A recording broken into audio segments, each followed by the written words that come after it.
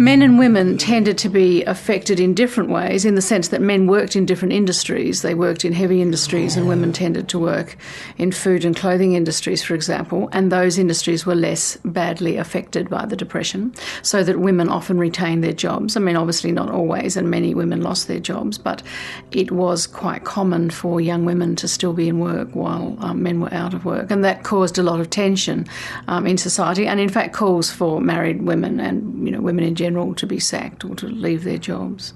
Another way in which the Depression affected people differently within families is that men tended to have a great fear of unemployment. That was their dread, that they would lose their job. Whereas women tended to fear having more children. They were, desperate about not adding to the number of mouths to feed. So their great fear was getting pregnant. So you have two different sorts of fears that are racking families.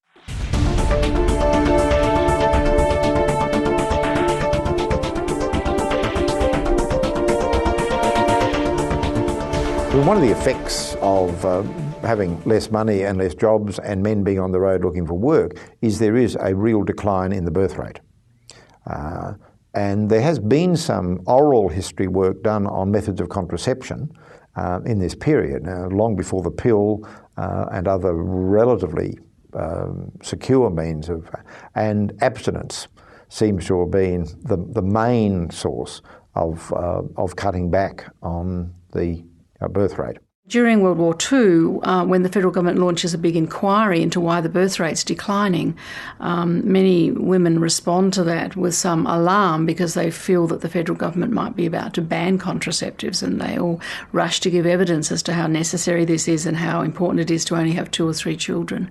And equally, young women who were growing up in those families resolved never to have lives like their mothers had, that they were witnesses to their mother's terror and sort of poverty, and they thought they would never live lives like their mothers did.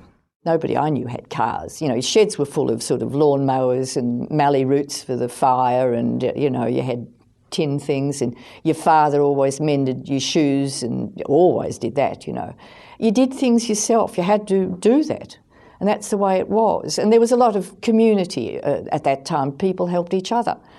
People who, couldn't pay the bills. You didn't have supermarkets back then. You had small family shops, and the people lived above the shops, so they were part of the community.